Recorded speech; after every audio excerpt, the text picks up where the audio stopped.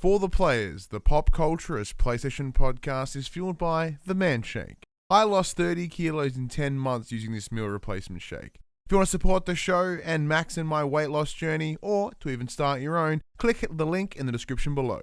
The Man Shake. Real blokes, real results. For the Players.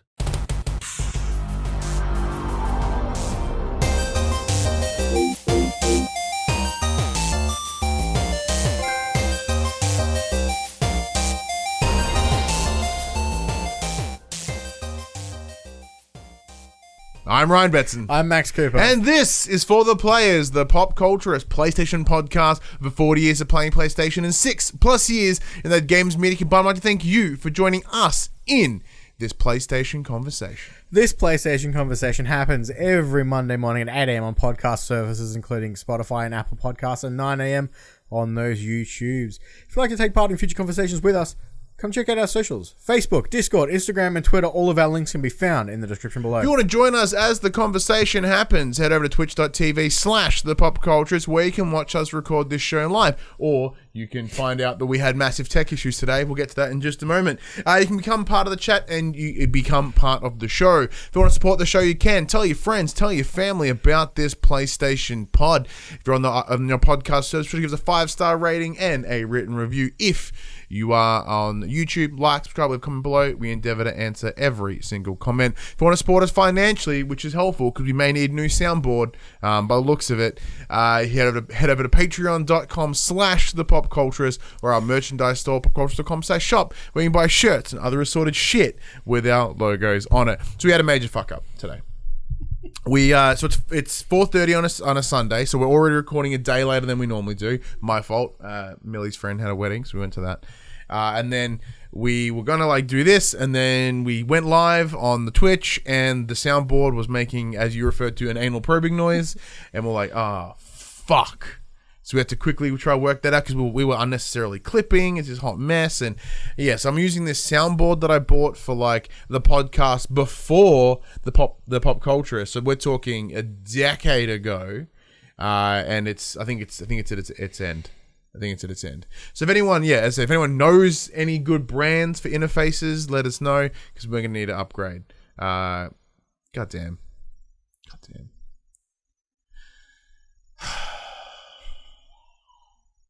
And then just before that, I got mad at Returnal. So, Max, how are you? Yeah, it's been alright.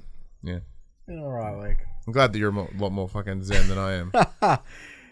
I've been super tired this week. I haven't actually played a lot. I've been sleeping at night before going to work, as well as sleeping when I get home from work. I've just been... Because you've bumped up the hours now. Yeah, so my hours have increased. It's only 45 minutes extra a day, but it's now killing me, apparently. So it's been a long ass week. Yeah. It's taking me a lot more to get used to it than I thought it would, which is a real shame. So the other night, at 8 o'clock, as soon as Ali finished work, I passed out on the couch. I was like, just wake me up at 11 so I can go to work. So it's been a week. That's not good. It's been a week. That work-life balance is getting fucked. Yeah. So this has now resulted in us talking about shipping the kid off to daycare. Boarding school. Yeah. She's going to Switzerland, and we'll see her in 18 years. No. So we're thinking about just putting her in daycare or childcare for a couple of hours each day, just so I get a little bit of extra sleep. And it's good for her as well. It's good for her to socialize. She's still very young, but it's certainly good. For those who don't know, Max has got a 18-month. Yeah, close enough to 18 months. Yeah, somewhere around there. And obviously working nights is fucked. It's absolutely fucked in the face. Yeah. So you've not been playing anything? I've been playing. I've dabbled in Returnal. Mm-hmm. I dabbled in Resi. Actually, let's talk Returnal, and we'll talk a little bit of Resi as well, and then we'll get to that thing. So Returnal. We talked about it a little bit last week with episode 200, because obviously it dropped on that Friday. Mm-hmm. I spent a couple hours with it then. You spent more than I had. How many hours you pumped into it now? I think I'm at 18 hours playtime. Nice. I think the little log show. That's actually not that much more than me. Yeah, it's amazing how vastly different. I've put 11, 12 in, and you have me destroyed. So I just hit the last biome last night. I had a really, really good run and managed to get from biome 3 to biome 5 in one go. Yeah, That's ill because biome 6. But sorry, biome 6. All right, So that was good. The game is still absolutely fantastic. I took a couple of days break when Housemarque went, hey, you know, we cooked it with the last patch. Don't play. We might delete your save file by accident. I'm like, all right, cool. I'll just wait a couple of days. At least they gave us the heads up. Yeah, that's very, very true. I'm seeing things of people losing the save. I had a moment for a freak out. I'm like, oh shit, and then because it booted up the exact same way that it started the game. The first thing I'm like, this game has a save, and then I'm like, yes, obviously it has a save because it records all your data. It records all my data of the shit that I've gotten. Yeah, and not like save in the traditional sense, which I think is a complete topic of discussion right now around about save points in this game. Yeah. Now I'm in a weird space because honestly, I kind of hate Returnal, but mostly because I'm bad at it, and I'm not coping well. Well, having watched you play for like 5 minutes before we started recording, I do notice that, especially when you were taking on the boss, you just do not look at the boss sometimes. You're just like running away from all the bullets, but you're not keeping your camera on the boss, so you don't know what's coming next. So you're escaping one load of bullet hell, and then as you turn around to see the boss, you're just getting wrecked because you're not ready for the next. It's like eyes on constantly. Yeah, a lock-on feature would be handy. I'm not saying it needs. I don't think anyone's claiming that it needs. I don't think it needs a lock-on feature. I think you just need to be better. Just look. Yeah. So the problem, I had a big hurdle with this game with this week. So I think it was what day was it? Wednesday, maybe. I think it was Wednesday. So I put probably just shy of 10 hours into it at that point, and I was having a bad mental health day already. Something was going on in my head, and it wasn't good. And it was just, I'm like, why am I playing this fucking game? Because I guess it's the nature of the roguelike design is that I'm like, all I'm feeling is this game is just kicking my face in and I'm achieving nothing. Like I've put 10 hours into this game and I'm not getting anything. No sense of progression, nothing. Because at this point, I didn't even finish Biome 1. Right? I just feel like every time I boot the game up, like, even though I've explored the world, maybe I've found some cool new items, the RNG of this game is debilitating. Right? Absolutely debilitating. So then, like, it's almost like, because it's not, you'd think by 10 hours I would learn how to play the game better. And I guess I sort of have in some ways, but it feels like the complete randomness of it constantly took away any sense of growth. Right? So, and I guess the second you get frustrated, the game somehow picks it up and then goes. Well, it's funny further. You said that because obviously, before we started recording, I had to run through on your playthrough, and I had to run through, and you're like, you've obviously seen this bit before. And I'm like, yeah, although the game's quote procedurally generated, the rooms themselves aren't. Yeah, they're just so in a different it's essentially order. A puzzle piece, and the way those puzzle pieces are put together is what's randomized. So, like, you literally saw me run through a whole room of lasers without actually changing my camera angle ever, and I was just dodging through everything because I knew exactly where everything was going to be. Like, eventually you will get to that point. Like, Biome 1, I can kind of do that. Where you'll just, you know... Yeah. But, like, I ran into my first bug with this game this week. Okay. So, one of my friends is like, this game's not for me, but I enjoy watching it. Can you share play? Like, yeah, I'll chuck the stream on. And I got to the boss in Biome 3. So in this game, each boss has the stereotypical 3 phases. And I got to the last phase, and the boss wouldn't take any damage. Like, it just didn't matter what I did. It wouldn't take damage. And I sat in that boss fight for like 30 minutes trying to beat this boss, but it wasn't taking any damage. And then, obviously, eventually I died because I got to a point where I'm like, well, what's the point? Went straight back in there with a different weapon, beat it straight away. Yeah. Like, first try. I'm just like, well, that's so frustrating. See, yeah, because like because like I was stuck on that boss for about a week. Yeah, like I just could not break past this. Well, it feels like a week anyway. It's not been a week, but yeah. Yeah, no, but and then I started making progress again. It was fantastic, but for a while there, it was really like shit. I'm getting frustrated because it literally felt like I was banging my head against a wall and not actually making any progress. And then that's the biggest hurdle with the game. Like, you know, so you've given me tips, like, you know, people have given me information, friends and stuff have been like, hey, try this. And like, there are things I'm doing. It's like, well, hold dash for longer. I'm like, I am. You know, like, make sure you get a carbine. I'm like, I am, because the other guns suck asshole. Like, that is my plan. And like, yeah, it does feel relentless and it feels horrible. And like, well, because I was watching some wrestling with Craig, I think on was it Wednesday? Yeah.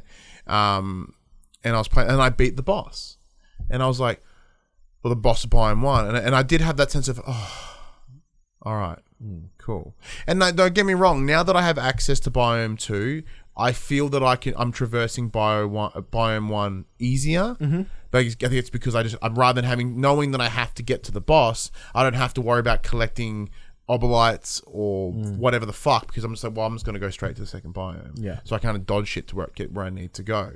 But yeah, I don't know. Like, I find I'd argue though. I was at a point where I was so frustrated. I felt useless. Like, I felt literally mental health useless. Like depression useless. The other thing is, just because you've opened up a portal doesn't mean you should bum rush straight to it. Like, obviously you saw me do exactly that before on our run, but we had a time limit. So. But if you're also not confident, it is worthwhile spending that time in Biome 1 to build yourself up before taking that portal to Biome 2.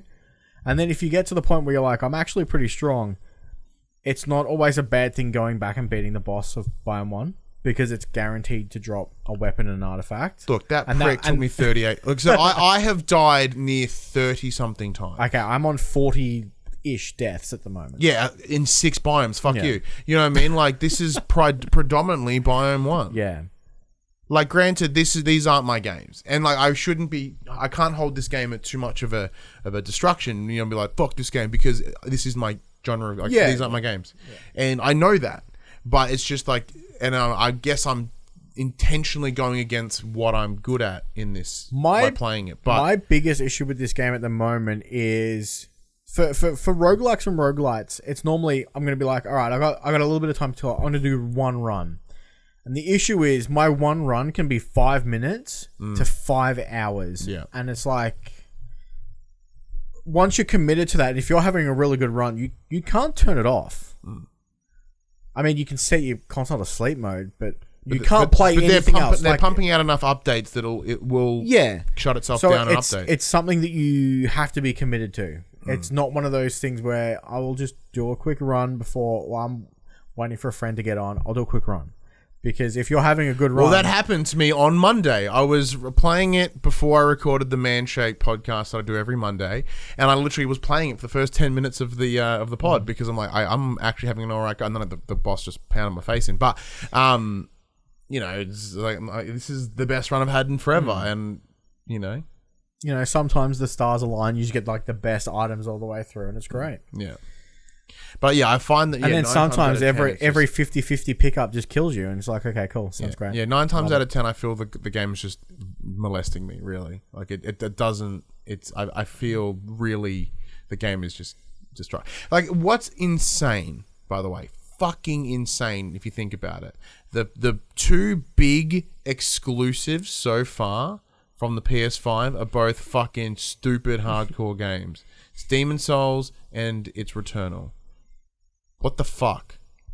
Like, it's cool. Like, it's great for those that love it, and knowing, like, you know, Ratchet and Clank's come, I'm like, oh, thank fuck. All right, cool. I can at least play that. It comes in, it's just fucking difficult. Yeah, and then Ratchet's bullshit. I'm like, what the fuck is They've changed the combats on square to attacks on their R1. Yeah. You're going to parry everything as they can. No. Yeah, no. So hopefully Ratchet is going to be... Ratchet and Souls. Yeah. Ratchet won't kill me so hard. But, yeah, I don't know. And look, granted, I know I'm never gonna finish this game. I'll be surprised if I get to third biome.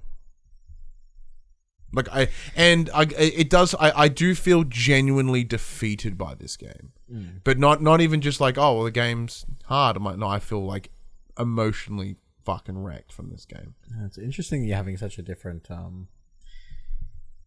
Yeah, and like I guess it's because you're just better at games like this, and that's what it comes down to. Yeah, and because as you said, like clearly my brain doesn't work this way. It's the same way that my brain can't do Smash Brothers. Yeah, it's too much visual stimuli, and I get lost, and I can't do it. Like, I don't think I'm autistic enough to do that. And I can say that because it's my people. It's who I work with, and I get it because and I watch them, and they can do it. I don't know how they can do it. They can just focus and they smash its face in, and they are brilliant at it.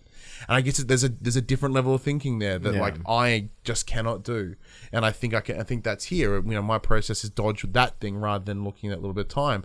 Not saying I will not be on the side of this game needs an easy mode, in terms of Dark Souls, whatever. Yeah. I'm not going to be that guy because it's certainly okay that there are games that I can't play. Not everything should be for me, and in no way am I advocating that it should be. Yeah. Because who the fuck am I to say that, right? So anytime that I hear that, it's like, I'm like, yes, but like accessibility is a thing, and I understand that too, but not everything's built for you. So like here, like I'm nitpicking it here. But it's just mostly me going, I can't fucking do it. I'm absolutely defeated. Yeah. Like, straight defeated. Yeah. And even watching you come in and do it smoothly, I'm like, the fuck is wrong with me? Like I said, like I pointed out to you, like just watching you for like that 5 minutes, the biggest thing was you don't strafe at all. And you prematurely dodge. So you're running. Yeah, because I found so many times that I dodge and then I'm getting hit. Yeah. So I the game has conditioned me to dodge early. Yeah. You know what I mean? Yeah, kind of. Like I must admit, most things you can just kind of just strafe out of the way of. And then you told me that I can just dodge through bullets. I'm like, what the fuck is this? Yeah, invincibility clips, my dude. Why did no one tell me that shit? But the issue is you train yourself to dodge through stuff. So like, for instance, those big red rings, you can dodge through those. But halfway through the game, they turn purple. Purple things can't be dodged through. You'll die. That would have been handy to know 11 hours ago. Like, so you like fucking 1,000 deaths spend ago. the first half of the game going, okay, I can dodge through things. And then in the second half of the game, it punishes you for dodging I through learned things. this at the start of the game knowing that I can't fucking touch them. In any way. No, you can dodge through almost anything. I mean, you wouldn't know that unless you played games like this. But generally, when you dodge, you're invincible. No. Did you not know that in real life? If you dodge out of the way, you're just invincible. That's not how any of this works. I think it is. Either way, Returnal exactly. very much not for me. What is for me though? What is? Also, we should preface. Thank you to PlayStation Australia providing the code for Returnal. What is for me though, and the review is available now in its own little side little video, is Resident Evil Village. Yes. So you and I played that thanks to Capcom Australia, which is awesome. We've got the review up, went up at embargo. Game's fantastic. Game is brilliant. Tell me your thoughts. Yeah, so obviously go check out our video. Most of our pre thoughts were in there. Obviously, because it was dropped at embargo, we had very tight things we could and couldn't talk about. It was really hard to kind of walk that line. So I've just started my second playthrough. I bumped up the difficulty a notch. Just similar to previous titles, once you finish the game, you get that challenge store. So I bought a few little things because I managed to complete a few of the challenges throughout my playthrough. It's good. It's very good. The game's good. It's a lot more linear than previous titles, which I think helped me. I found it carried me forward. Not that I wasn't, wanting to carry forward, but it did help me push forward a bit. I wasn't getting as lost. It wasn't like, oh shit, I found this key. Now where the bloody hell was that door for that thing? It was very much in a confined space, but it still had that openness of, especially when you were exploring for the treasures. There was that, okay, where have I got to go to get there? And it was very open, and you needed to actually pay attention to where you were going. Having the map change colors was always helpful to know when you've completely cleared out an area. so you can kind of weave your way through. You can know when it's safe to move on from location to location. As we mentioned in our review, the atmosphere of the game itself was fantastic. The sound design, the animation, the color palette that they chose, the way they put things inside the world really helped the immersion of the game. Ethan is kind of a boring character. He was kind of boring in 7. Yeah, kind of still boring in 8. See, one of the things, but that's what I get. That's what I get. Guess, but that's what you get, I guess, when it's a kind of a faceless character to it. Yeah, he's literally faceless. Like if you pull up his character model, there is no face. He is nothing. He is fucking darkness. Yeah. It wasn't until after release, after embargo dropped, and I was able to look at other reviews, and then I went out of my way to read some more things, to sort of, I tried to not have other things influence me when we were doing our review process. And then afterwards, I pulled up an interview with the game director, and he talked about how one of his plans here, he wanted a theme park of horror. With the idea, because one of my biggest issues with the game was that the village is the center point, and you go off like spokes on a wheel, which is cool, but I was wanting something a little bit different. But once again, the way the game delivers it is great, not what I wanted. So I was looking at it going, okay, everything feels so self-contained. Like there's you've got all these different antagonists to get to, but they're all so separate from each other, and that's because that was by design. Like with that theme park of horror, they've got the gothic horror with Lady D, and then you've got body horror over here, and then you've got sort of just creepy sort of like monster horror at another one, and then like they're all kind of hitting these different horror beats, which if you're wanting, like, and this is probably why some of them felt so disconnected. But I mean, in saying that, it also does address that in the story. Like, there's very big disconnects between those antagonists. Saying that, though, I do like how it ties in with the opening book at the book at the start, which is beautiful. That part's really nice. Which opens up more questions about why they have that book when it connects so well to the villains. But yeah, like, that's probably my own, like, one of my biggest complaints in hindsight is I'm like, I like that design, but the game is so heavily influenced by 4. I think in good ways and bad ways. For me, I still like that the taking yourself a little bit too weirdly serious bullshit of 2 Remake. I like that so much more. And Village is still very, very good, and I still really enjoyed my time with it, and I went back and I played Mercenaries. I'm going to run through it again shortly. But I don't know, I just like 2 better. Fair enough. And I think that backtracking and having an item and like I've used everything for it, but it's not ticked yet. Like it's got to be somewhere. That part of grinding, backtracking is exciting for me. Not this bullshit Returnal style, Dark Souls style. Like I'm like, oh, I've got this fucking key. Where do I go for it? And then I'm wanting to search and find it. But here there was no real incentive. Once an area was done, it was done. I mean, there were still things inside the area because obviously there's treasures, and once you get the treasures, you're done. Yeah, true. And like that's it. And like there were some overlap. There was some overlap in the village. Like there were keys that you would get in certain locations that would be important in the village. I mean, my argument for that is like the same thing happened in 2. Like once you got that tick on the key, it was just opening the last door to find a piece of treasure or a piece of loot. Yeah, which is fine because like I know behind all these doors is just more shit. But there are things I distinctly remember finding things in the sewers that connect to the police station. You're not really supposed to go back to the police station, but you go there and you find a photo reel. So you go, oh shit! So you go back to the police station because you can. You go in there, you develop it, and then you'll find some more stuff. Like that level of backtracking is what I like. Where here, everything is just built to that one spot. Like once you're done with Dimitrescu Castle, you never go back.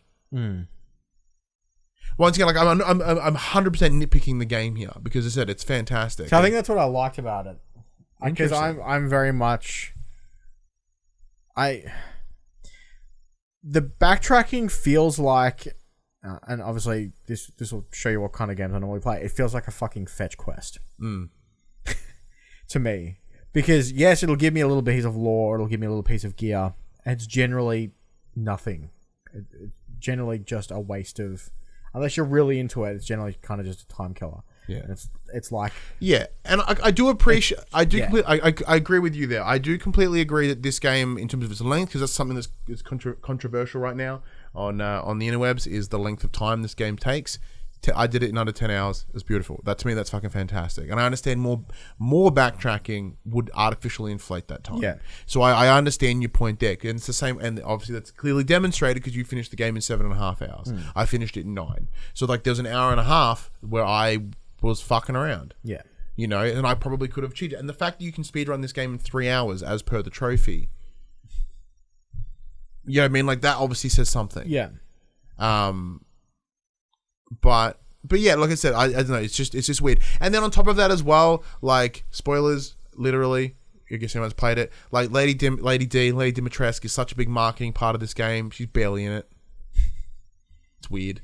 I didn't realize until later. And I was like, was she such a big marketing part, or did we? Oh no, was that the first thing that we saw, and everyone's like latched onto it? Yeah, that's 100% part. And the Capcom understandably went, people are liking this, let's roll with it. And then so it makes it look like she's a bigger villain than. So once again, we've boarded our own hype train, and really game is still good though. Game is still very, very good. The other things that I've been playing this week, I rolled credits on It Takes Two on Friday night. You had a lot of credits this week. Yeah, so I rolled credits on It Takes Two Friday night. My wife and I managed to sit down, finally smash out the last two. We were 2 levels away. It took us 2.5 hours to get through the last 2 levels. Oh, what a great ending for that game. Really? Yeah, I really enjoyed it. Wife and I had a blast playing it. Nice. The teamwork was teetering on a nice edge at some points. Lots of, killing each other and, removing platforms from each other so no one could get through what we were doing. But we had fun, and that's the main thing. Game is awesome. Yeah. And then 3 hours later, I rolled credits on NieR Replicant because I was so close to it. So I managed to get the trophy for beating the game in under 15 hours. Congratulations! So I was happy with that. Started my second playthrough, so similar to that of NieR Automata. This game does have multiple endings, not as many as NieR Automata. It's like 20-something in Automata. So yeah, this is I think nice. there's 4 or 5 in Replicant. So for my second playthrough, I'm like, I played it hard the first time, drop it down to easy. I'm going to try out this new auto battle thing that they've got. Yeah. Oh, that's so good. Yeah. So it's fairly customizable, so you can set it to just do blocking and parrying for you if you want to do that. You can set it to do everything if you want. So use items, use magic, attack, move, dodge. And you can just sit there and play it as like a story. You just sit there, you play it for the story, but you don't have to deal with the bullshit combat. Is the story because the plan of attack is the NieR Replicant was provided to us by the team over here at Bandai Namco Australia. Yeah. Big thank you to them. So because you're wanting to do a solo video. I'm hoping to do a deep dive video in the next week. Yeah, so it'll be you and me, and you'll essentially be teaching me everything about NieR Replicant. Yeah, I'm going to try and sell you on it. Yeah, so I have it. It's installed on the console for me here as well. I haven't booted it up yet, mostly because Village came my way and I jumped on that first, and then Returnal. I'm just getting mad at. I keep getting pulled back. It's fucking. I don't know why I'm doing it. As a sidetrack. So you are going to essentially convince me to boot that game up. I mean, it's going to be easy. There is farming in the game. I'm suddenly more interested. I can sell you on it that way.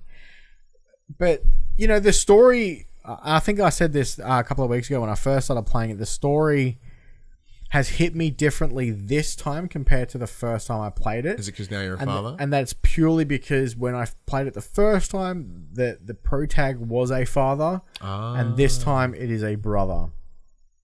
So do you have a brother? No, I have a sister. That's what I thought. But it kind of just changed the tone of the game for me. Okay. So because essentially the story Yours is... as a father, by the way. I wasn't implying that he's going to like the brother one more than the father one because he's a father. No, but the story is you're trying to... when I first played it, your daughter, but in this, your sister has come with an incurable, a disease, and you're trying to find a cure. And you're basically this village's protector. And it made sense in the first game because you were a father, so you're an older You're dude, already a protector. and you're already a protector. Yeah. It makes sense for an old man to protect his village. You are literally the youngest dude in your village, and you're protecting the village from the big bad outside bold world. strategy. And it just had this weird disconnect to begin with. Mm-hmm. But as I played through the game, the story still hits just as well by the end. It just took a little while for me to get into it at the start because I had already had that connection of it's weird that it's not the father now and it's the brother. Okay. And it kind of changed the dynamic for me a little bit, but doesn't change the game's dynamic at all because it's the exact same story. You just 20 years younger. All right. Interesting. Yeah. Great game. I'm actually thinking about trying to play it. Really? I'm gonna at least get all the endings. Damn, that's good. Because that seems very achievable. You don't plat many things. No. Excuse me. I mean, it helps that I kind of don't have to play it because I can set auto battle on. I can just run through stuff really quickly. Yeah, it makes it. It cuts that time down like heaps. Yeah. And obviously the game's not long. There is a trophy for finishing it in under 15 hours. I mean, that's not long. It's 15 hours. And the second part is like, once you get that new game plus, it starts you at part 2 of the game. Oh, so okay, it does that's pretty cut out a cool. significant portion. That's not bad. But you can't get the trophy, the speedrun trophy on the second playthrough. It has to be a new game to the first ending. Because otherwise you're skipping that's a big true. portion of the game's great. If you love NieR Automata, go check out where it all began. Yeah. So yeah, And keep your eyes around this place as well. Keep your eyes. Max peeled will for have a we'll video. have that little standalone video coming soon, and podcast.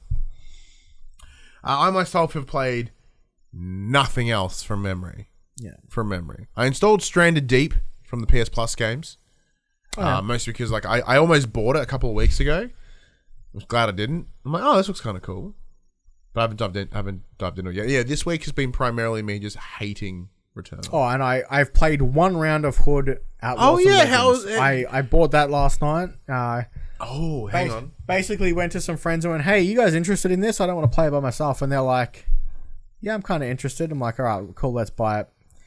We played, so it's a team versus team. I don't know where my book is with the draft picks.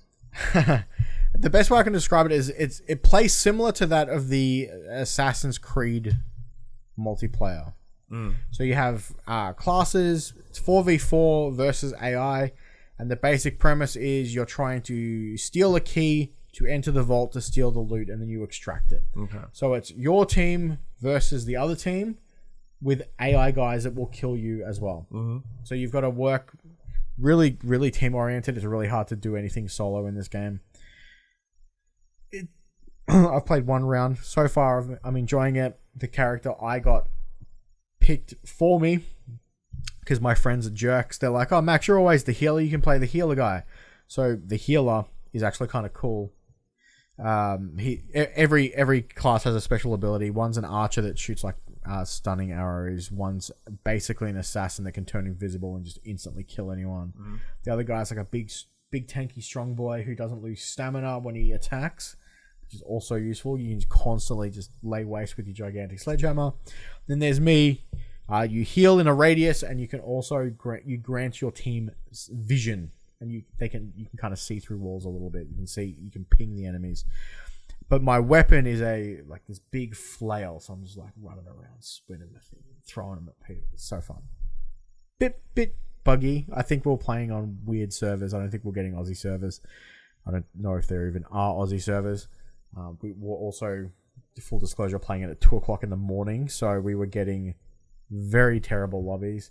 We turned crossplay on so we could actually find stuff. So there doesn't seem to be any form of matchmaking at the moment. So when you buy this game, it's still the game's technically not out. The game's technically not out. It's due to launch tomorrow at time of recording. At time of recording, so it'll launch when it goes live. It should be live now apparently. So, but there's a standard edition and a special edition. The special edition comes with like the year 1 pass, so you'll get seasons 1, 2, and 3 battle passes, and I think you get some skins and stuff.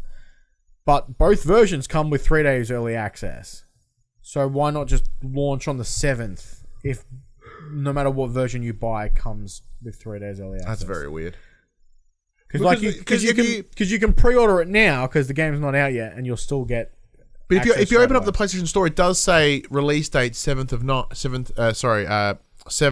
5th. Yeah. But then it still says pre-order. Yes, because it doesn't because it's the 3 day early access. That's super weird. It technically comes out on the 10th. It's bizarre. Very bizarre. Don't like it. Tricking me. But I'm very much looking. You'll hear more about it next weekend when I've actually had some time to dive into it. I've got 3 people so far to play with. So hopefully we can... Team of 4, yeah? So it's a teams of 4. So hopefully with at least a majority of friends that I can talk to should make the game a little bit more fun. Nice. Yeah. Nice. Well, I don't have any plans between now and next week, so I'm not going to be able to... oh, next week here... No. I can see where it takes me.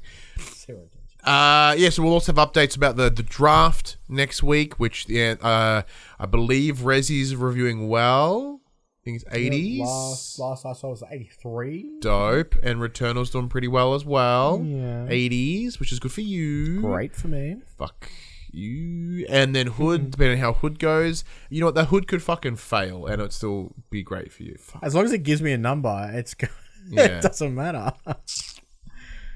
All I need is numbers on the board at this point. I have 1. Now that you've got a few games that will just give nothing, yeah. I just need numbers on the board. Yeah, I'm going to have 2. 2 games. Awesome. Unlucky. Anyway, this game in the section called Inform the Players. We tell you about what happened this week in PlayStation. A lot has happened this week, primarily around like this Epic Apple bullshit. And that's everyone's getting sucked into it. Yeah, it's like this beef between Epic Games and Apple, and then they are just like spilling all the beans. It's almost as if they're like, well, while I'm here, did you know that fucking this person did this and that and this and that? And they're like, wait, this is not relevant. Like, yeah, but I'm here and I'm spilling the beans now. Mm-hmm. Like, it's just demonstrating the power that Epic's having. But that's not even the first thing we want to talk about. Something else is kicking it off. Sony's getting sued, Ryan. So speaking of legislation. Oof.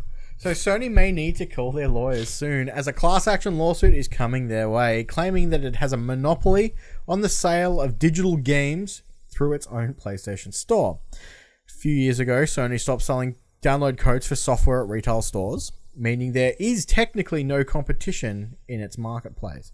Of course, you can still buy PSN Wallet top-ups in stores, but you can't buy digital game codes. Wrong. You can buy MLB The Show at Australian stores. Really? Yes.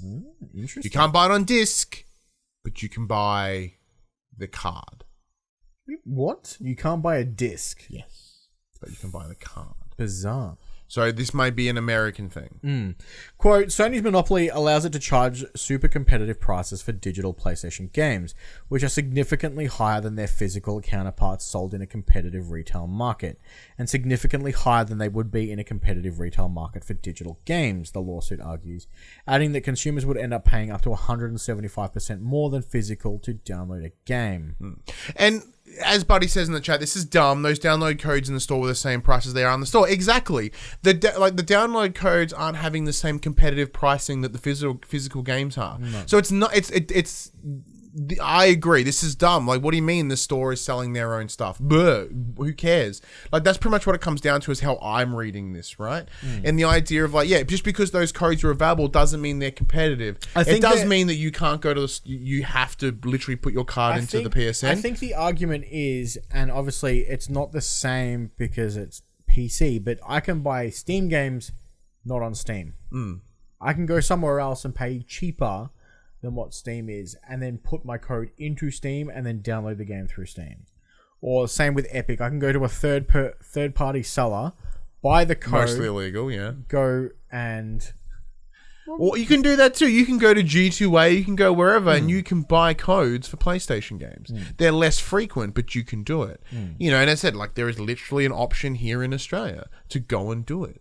Like, granted, it's MLB The Show, so it's a game that wouldn't really sell that well physically here, so there's no reason to produce it. I'm interested why it's not a disc, because it's usually a disc, is it not? It hasn't been for a while. It hasn't been since MLB one with Miguel Cabrera on it. It's probably like 13 from memory. Like, it's been a very long time. It's since PS3 you've not been able to buy a physical MLB The Show disc here in Australia. Interesting. So the option, you can still go to EB Games and buy the card, but the prices aren't competitive.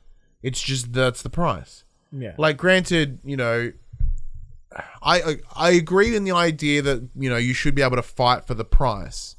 But like you can't. They're the ones. They're the supplier. Yeah. Why is it an issue for the supplier to be the only place to buy it? Like, it's very weird. I agree with it in terms of what Sony's doing, and I understand the reason behind this class action. I think it's dumb. I don't know, because yes, you brought up that MLB The Show is a disc, but I can't go and buy a digital version of any game I want in a store. I can buy a PlayStation Network voucher card. But what's the difference? What is literally the difference? Well, some people prefer to buy digital but don't want their credit card being online. Then they buy top-up cards. What's your point? It's not like if they were they did not sell top-up cards. I know it was very rude of me. I'm sorry. No, I get your point. If they weren't allowing top-up cards, then that's fucked. Yeah. But the game's $100. Here's two $50 cards. What's your point? We sell $100 cards. What's the issue? And so I understand that. And comparatively, that money is completely transferable. So in terms of production of an item, even if it's just a card in a store, like, why make 40,000 as a random number? Cards, sell 10,000 of them, and have a bunch of codes that are unused. But and I mean, in saying that, you don't even get the cards anymore. It's just a printed code on a receipt. Yeah. But they in order for it to be in a physical store, it must have a physical item. Some sort of physical display item. Yeah. Right? And I'm not saying that they're going to fucking go bankrupt because they're not printing these cards, but it's because from what I'm saying here, the notion of this is all about competitive pricing. By them doing this, it is not allowing competitive pricing. Like, once again, EB Games are not going to price match the digital code. Why? Because it's a digital code for the store. That's it. And generally, especially here, well, not so much anymore, but generally speaking, it's cheaper to go into a store and buy it physically than it is digitally. Anyway. And that won't change for a while. And but that's the other thing. This is the people wanting this all digital future. I'm sorry, this is part of it. Yeah. Like, that all digital future means that you are actively restricting the distribution of these products. Why? And that comes down to ease of access. Yeah. Like, you're like, I just want to download it. Like, okay, well, then we have to cut middlemen out. We have to cut some of these external parts. Like, but that takes away a lot of my choice. Like, well, yeah, that's what you want. And it's the same goes with digital platforms, right? In terms of Netflix, right? You're like, but like, as an example, like, I want everything instantly. Like, okay, well, the hiccup of that is some of these things are licensed and they will go away eventually. It's like, but you was there once. I'm like, yes, but everything has a catch. And in this circumstance, the catch is you cannot be competitive on price because they run the store. And it's that same thing. If I had a store and I was only selling one thing, you could only buy it there, I could dictate the price. That's fucking business. I mean, you do. But yeah, it's true. I do run a company, and I dictate no price. I could put a paywall behind this. I wouldn't do it very well, but you know what I mean. Like, in my business model is, I will make everything accessible, and you just pay us money if you want to. You know what I mean? And that's how it works. One thing you're not gonna be able to buy anymore, physically or fucking digitally, is Vita games. The Vita is now officially got a dead day. In terms of it's just going to death rattle its way to the end. Sony will cease accepting PS Vita software for submissions this coming summer. Is that US summer or Australian summer? I think it's US summer. Okay, so August. Yeah, we're back end of the year, winter, right? So Q3, pretty much. Despite reversing its decision to close down the store, it will enforce policies that will effectively bring an end to new releases for that hardware. And that is coming on the back of its 10th year anniversary, which is December of this year. The publisher for games Sometimes You, who like Ratalica, and various other small indie game labels has been a big supporter of the portable system and revealed on Twitter that, quote, the old deadlines for new digital releases on the PS Vita are still valid, end quote. It added that the store will continue to work for customers, but the games will stop coming out this summer, so Q3. Expected. 100% expected, and I do appreciate they've extended the store, but like if nothing's new coming to it, just fucking mark all the prices down. Just doesn't matter anymore. I wouldn't. The Vita here on the shelf behind me, I chucked it in I put it on charge for the first time in forever. I boot up the store, I'm like, everything is stupid expensive, and I shut the store down and I put it back on the shelf. Yeah. It's a shame, but it was inevitable. Look, technically the Vita died 6 years ago. So, to make its way to its 10th anniversary, at least the year of its 10th anniversary, or its 9th anniversary, I guess, is pretty remarkable. Sad. It's remarkable.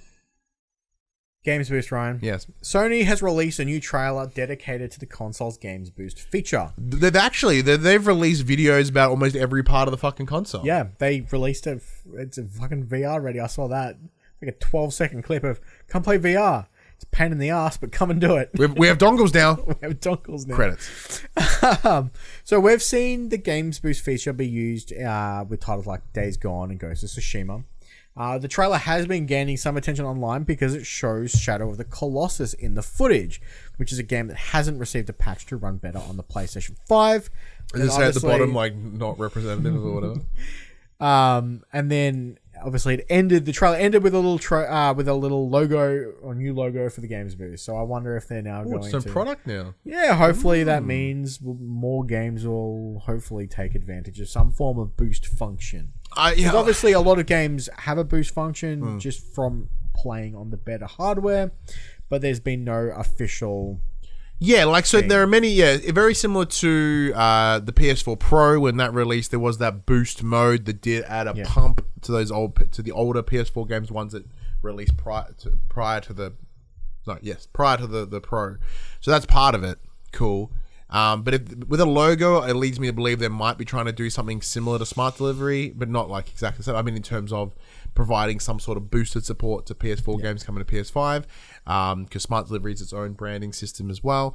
That could be a sign of positivity in terms of a backwards compatible space. I'm going to say don't hold your fucking breath, because PlayStation have demonstrated very quickly that they don't care about the history, they don't care about the past.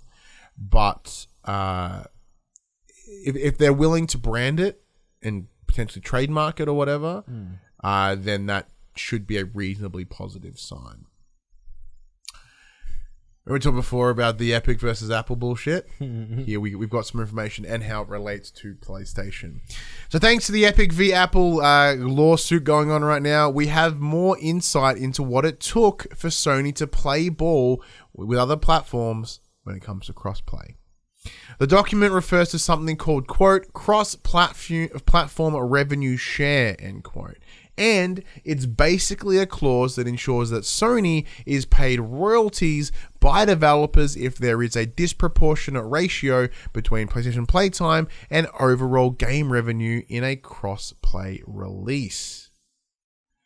Let's imagine Fortnite flogs $1 million worth of V-Bucks in a month, but only 50,000 was spent through the PS Store. That's just 5% of the game's overall revenue being purchased through PlayStation, right? Well, now let's pretend that in this scenario, 75% of Fortnite's overall playtime was on the PS5 and PS4. In that case, the publisher would be required to pay Sony royalties based on the total revenue earned and PlayStation's overall gameplay share. So in short, people aren't buying the V-Bucks on PlayStation, but they're playing on PlayStation. Sony get a cut. Yeah. Epic Games boss Tim Sweeney, speaking at court today, confirmed that Sony is the only platform to have a policy that could potentially reward it with royalties if the ratio between a game's revenue and PlayStation playtime is disproportionate. Quote, if somebody were primarily playing on PlayStation but paying on iPhone, then this might trigger compensation, he explained. So in short, what this is meaning is that Sony were the first people to be like, how does this benefit us? That's that, and like there's an email chain as well, and I think Gio Corsi was involved in it too. Yeah, so that was the email chain you're referencing is basically Epic coming in saying, we're going to make you guys look like the heroes. You guys are going to be the good guys. We're going to set this crossplay up. It's going to benefit you. You're going to look great coming in, saving the day, being all crossplay. And Sony were like, yeah, but you know why? Because they had the fucking power in this conversation. They're like, we'll announce it at your press conference on your time when you're ready. And that was still like, yeah. If it was me, because the honest answer is that crossplay does not benefit them. No. And this was my argument back in the day as well. And my argument still fucking stands. The only reason Microsoft did it is because they were number 2. Only reason. With that in mind, Sony would have 100% done it if they were number 2. You know what I mean? That's what we're looking at right now. And that was the decision. It doesn't help anyone. It doesn't save anyone. It is from a business perspective, which I'm going to remind everyone, fucking business. Games is a business. They're not here to fucking pat you on the back and give you a thumbs up for being a gamer. They don't give a fuck. So when you come at it from a business perspective, they're like, how does this benefit us as a company? Why is this something that we should do? And I'm pretty sure like Gio Corsi pretty much said exactly that in that email chain. He's like, what's the benefit? Give me the reason. And so that's when they had to incentivize it. They had to provide those points because it makes Epic look good. It makes Sony look good. And like from like, cool, we look good. We're selling consoles. We look good anyway. What's your point? So I appreciate the dick jerking. It feels a little much. It did feel a little dirty reading it, being like, this is how like all it showed was how hard Epic were willing to go to please them, so, which obviously it paid off in some way. Sony now own like 3% of Epic, so obviously they've that trust and that relationship has built up. So cool, but I don't see this as a bad thing. I see Sony doing business things. Yeah, of course. And like, if I was in the same boat, I would have probably asked the same thing. Ryan's got to get paid. I got to get paid. Like, so what you're doing is you actively want people to leave my platform, and buy elsewhere. I need a kickback. Yeah, I think the other thing is, PlayStation is the only platform that you can't transfer V-Bucks to or from. Good, but every other platform can. Okay, good on them. They've just got their toe in that crossplay water.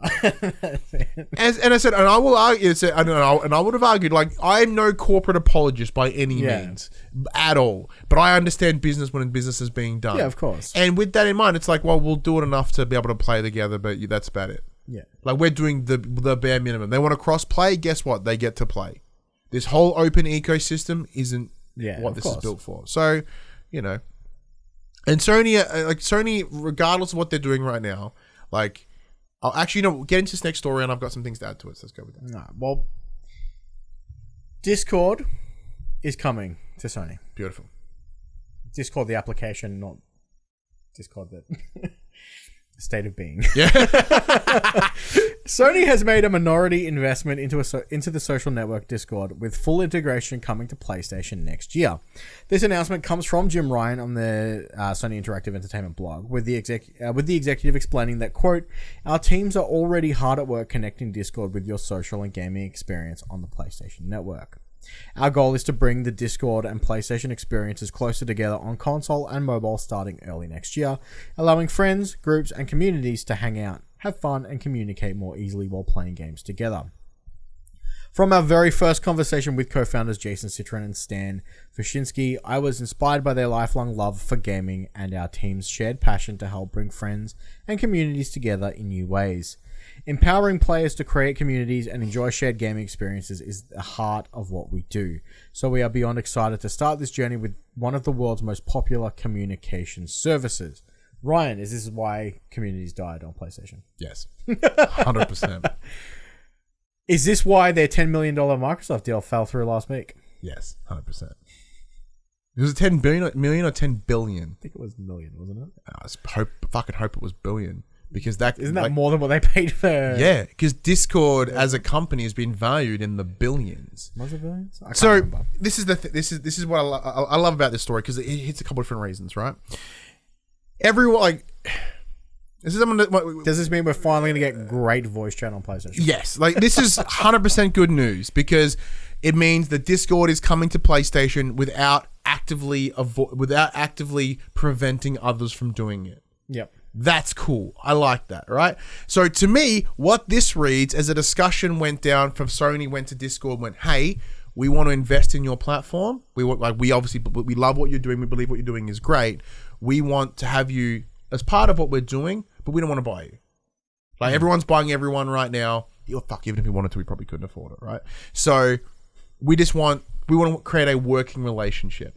And then Microsoft come in and be like, douche, I want to buy you the fuck out. And Discord essentially went, no. We know what we're worth. We know that we have way more future in this space. Yeah. So they've essentially gone, no, we'd much rather have investment. So I come to learn this week that like Discord are in round H funding. So that means that's like A, B, C, D, E, F, G, H. They're in the 8th round of funding as a company, and then they're not even publicly traded yet.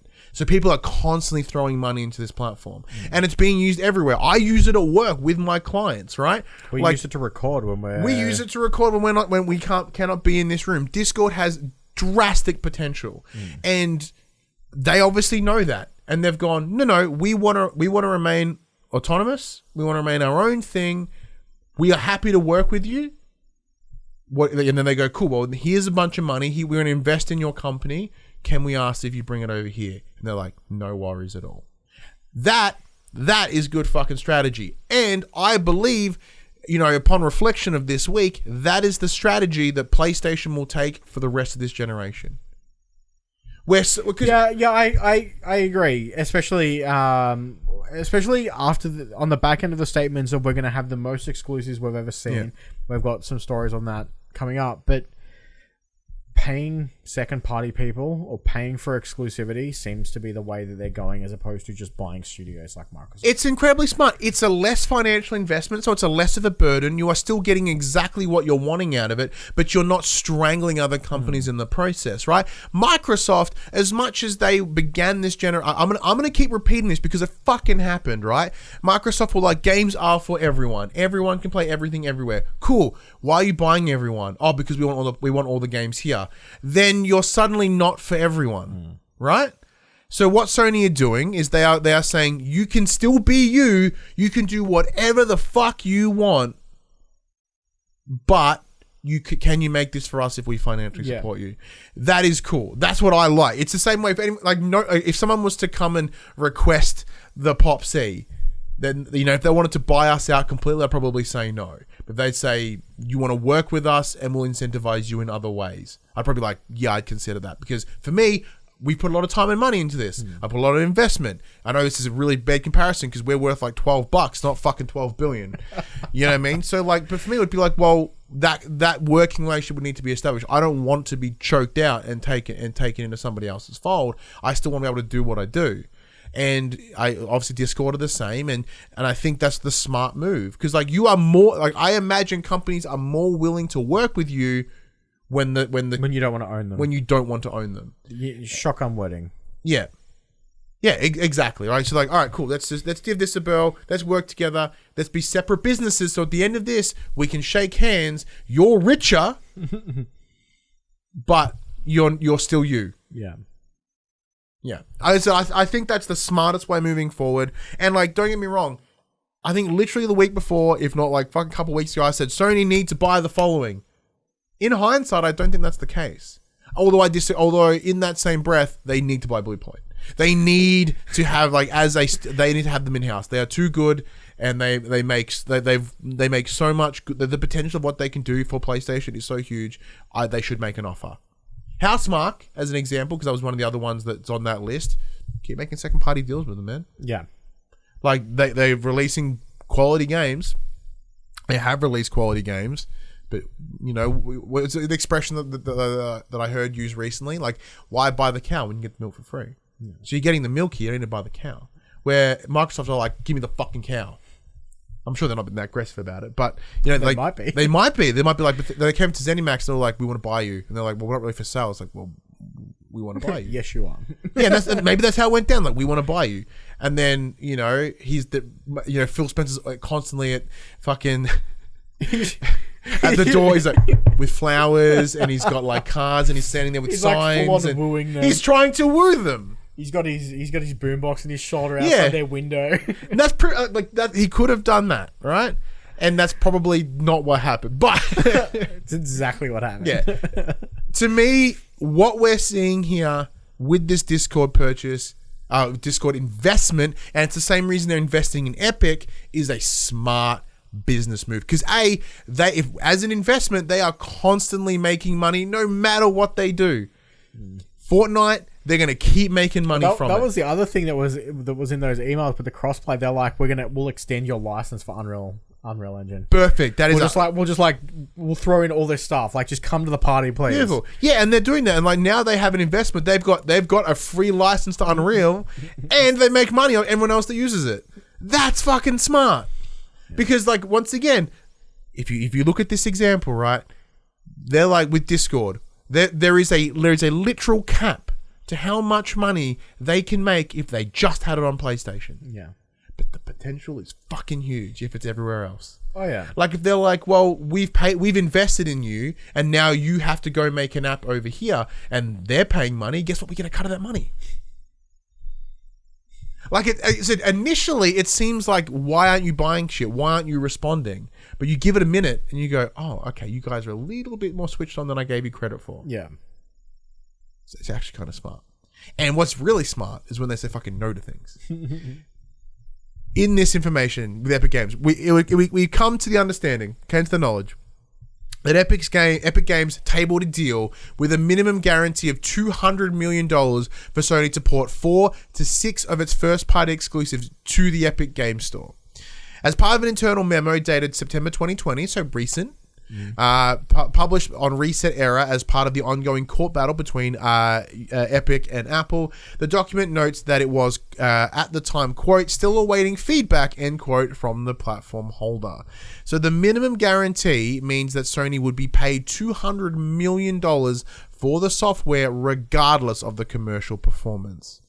It'd then likely earn a royalties on the titles if they exceeded the aforementioned sum. However, it's unclear Sony agreed to that deal, as Days Gone, for example, is scheduled to release later this month on both Steam and the Epic Games Store. What do you think? So I had a chat about one of my friends with this, and for context, Epic paid $138 million for Borderlands 3. Yeah. For exclusivity. $138 million for one game, and they want to pay Sony $200 for 4 to 6. Yeah, I would argue that first-party Sony games are probably worth a little bit more than what Borderlands 3 was. Yeah, but once, yeah, so it's a hard sell. Like, obviously, $200 million guaranteed, no matter if these games sell or not. These games were going to sell, and obviously, yeah, they probably would have got a kickback afterwards, but. Why lock it somewhere when you can send it everywhere? They made a good call once again from a business perspective, because we're talking about the locking of things down, yeah. and it matches with their strategy. Yeah. If their strategy, from just mentioning the Discord thing, their strategy is not to do this. Yeah. Why it appears they obviously want things locked on their consoles, but they want to. It's a weird kind of like they have the strategy of exclusivity, but they also don't. It's real fucking weird. Like because in one breath they're like, oh, they don't want exclusivity, but they're like, but they really do. They just don't want to have ownership with or direct connections with companies, but they want exclusive stuff. It's real fucking weird. But Sony are not making $200 million on their PC ports. I guarantee it. 4, 6 of them, they're not going to happen. Days Gone is not out yet. It comes out in a couple of weeks. Horizon's out. From all accounts, it didn't do all that well. Yeah. It sold, but not well. Death Stranding's a bit of a different space because it's second party, and Sony did invest in it, and I'm sure they would have made a cut. But I'd be pretty confident in saying that so far They have not made $200 million. So do you think they might have turned this deal down because they don't have 4 to 6 titles that they want to take off their platform? I would... Well... Because they've done 2 so far.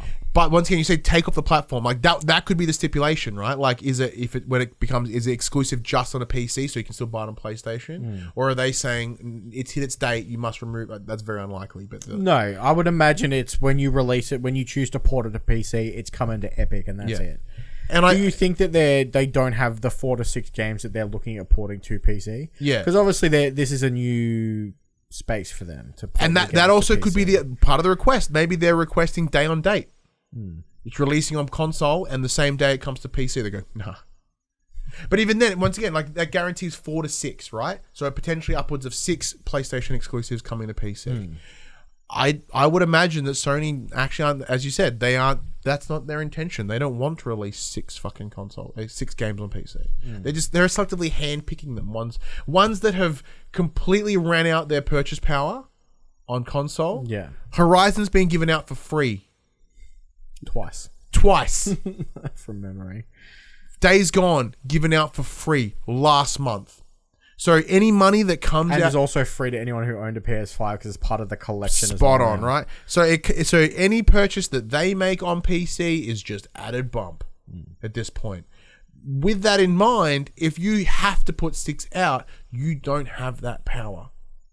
You don't have that choice to be like, well, we're going to put it there when we want to. Maybe that's what it comes down to. Maybe it's like, it's a control thing. And I imagine it is a control thing. Because they're like, well, we want to have the control to not make that call. Yeah, of course. And once again, can you put a money on that control? I guess you can. $200 million. In the chat, Buddy adds that it has been lowballed, even if it's not day 1 or 6 to 12 months after. Keeping it on console, making people buy your consoles, then your PS Plus and the software sales there. Yeah, this feels like a very business industry week this week. Well, that's what happens when someone gets sued. Yeah, all the dirty laundry comes out. But like, I haven't played either of them on PC because my PC's not. I think my PC's powerful enough. That's right. So my PC is less powerful than a fucking PS4. I played Death Stranding on PC. It's kind of nice. Yeah, okay. It's kind of... Ryan, the PS5 could be getting a redesign. With the ongoing semiconductor shortage, it's unlikely to be resolved anytime soon. Sony has hinted that one solution to PlayStation 5 stock shortages could be to, quote, change the design of the next-gen device. Specifically, it's referring to the internal components of the console, and a new report published by Digitimes suggests a hardware redesign will enter production next year. The website claims that Taiwanese company TSMC will begin manufacturing a new semi-customized 6nm chip for the system starting in 2022, which would replace the existing 7nm chip used in the console at the moment. It is unlikely that this will result in a change to the external appearance of the appliance, although there may be additional benefits such as a more economic power draw of the console. So when people, just so everyone knows, you're not going to get the fucking PS5 Slim. It's not going to be smaller. We're not going to get a PS5 Slim. We're going to get a PS5 Shorty. It's going to be half the size. No, you ain't. It's not going to be as tall. You ain't getting shit. Like, it is not changing. So we're talking a 1 nanometer chip, right? Yeah. Now, when they're punching, because they essentially print on like a giant card and punch out the chips.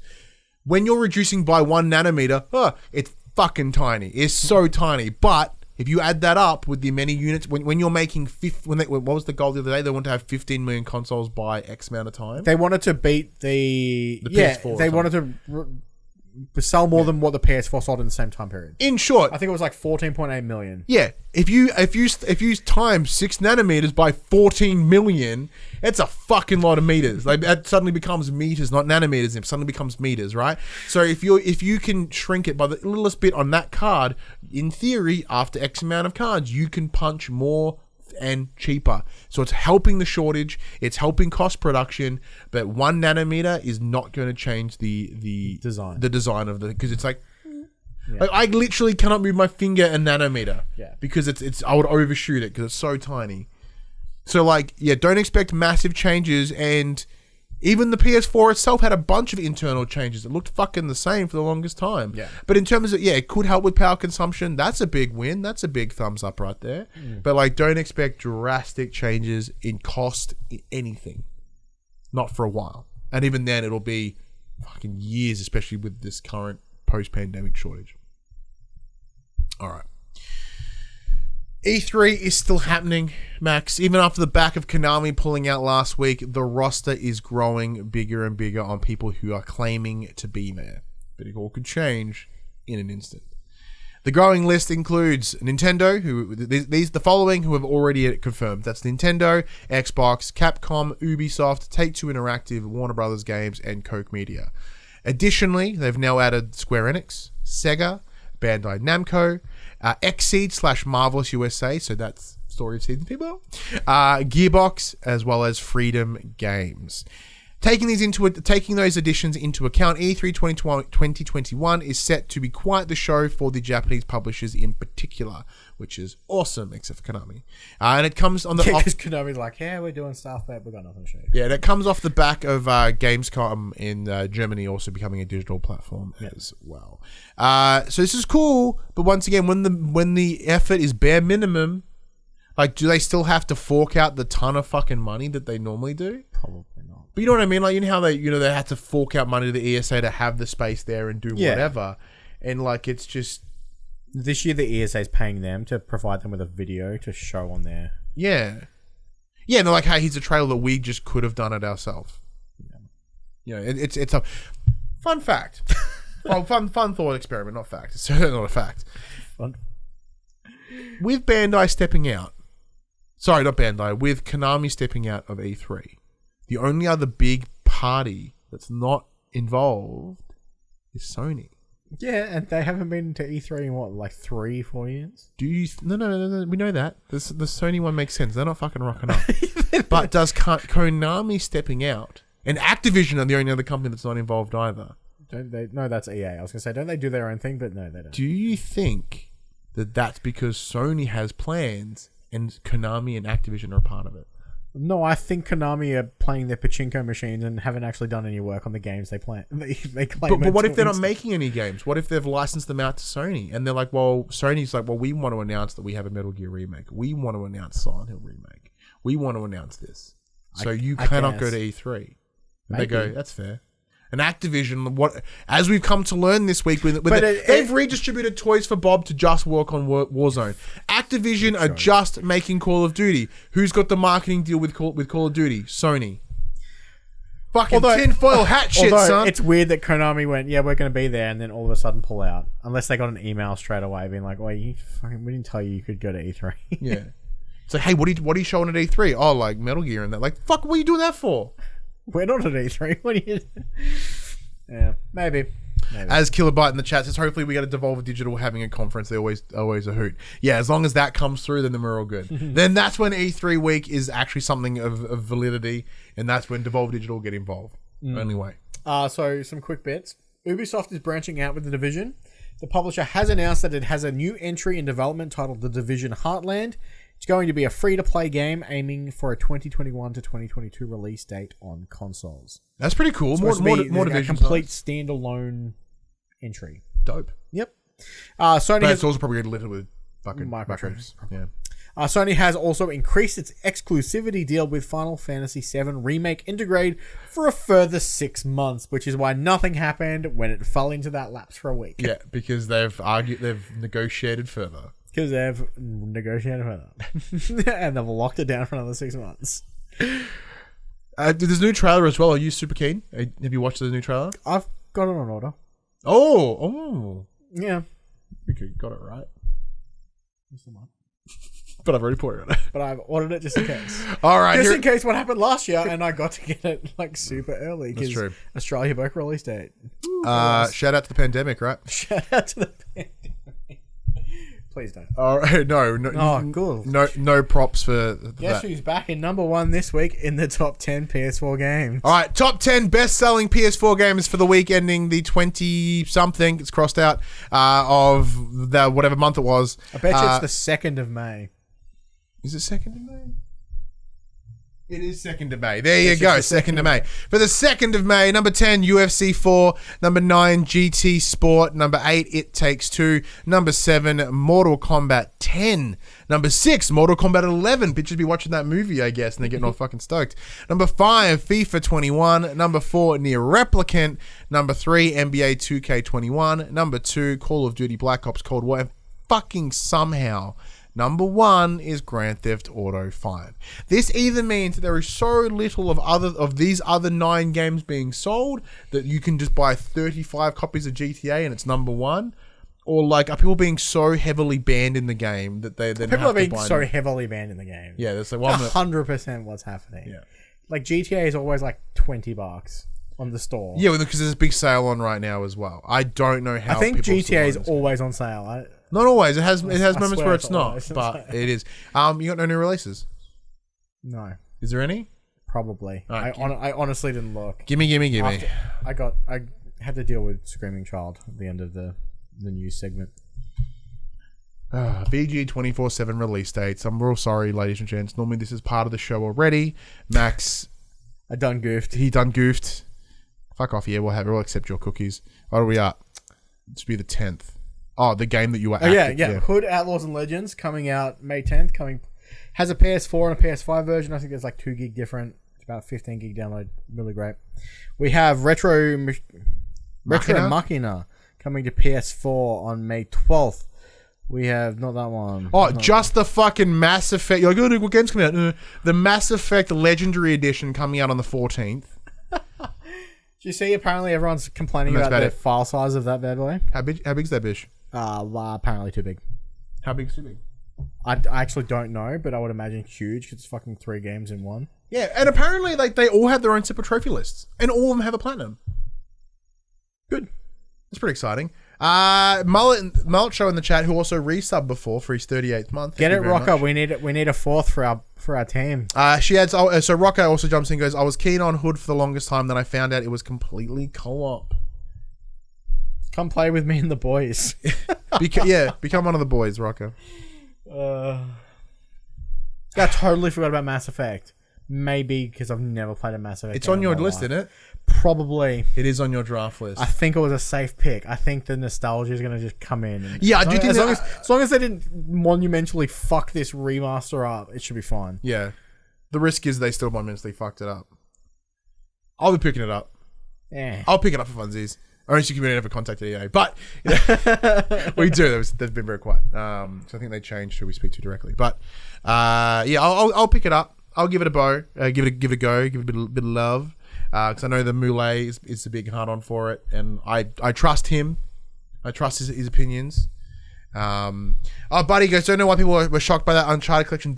Also had 3 plats. That it did, but did one of them not have it on PS3? Is that the deal? I don't know. 3 games. Never played an Uncharted game. Man, yeah. I don't play it either. I never played it because I just it was thing. But I'm interested. But the problem that I had is because number 1 took so long to come to PS3. I was like, I'll play it when 1 comes, and then by the time 1 came, I was like, I'm not interested anymore. Yeah. Because pretty sure number 1 came to PS3 after 3. Probably. So it was all kinds of confusing. All right. Big thank you to everyone for joining the show today, even with our technical difficulties, as we have a mixing board that doesn't want to work properly, so we had to like fuck with it in order to get this without its garbage robo noises in the background. So I'm going to remind you now, patreon.com/popculture. All right, shameless. send us home, Max. This PlayStation conversation happens every Monday morning at 8 a.m. on podcast services, including Apple's Podcasts and Spotify. Right. And 9 a.m. on those YouTubes. Wow, it's been a long week. If you'd like to join us in future conversations, hopefully we won't have the technical difficulties we had today, come and check out our socials. Facebook, Discord, Instagram, and Twitter. All of those links can be found in the description below. If you want to join the conversation as it happens, head over to twitch.tv/thepopcultures, where you can watch us record this show live. We can jump into the chat and become part of the show.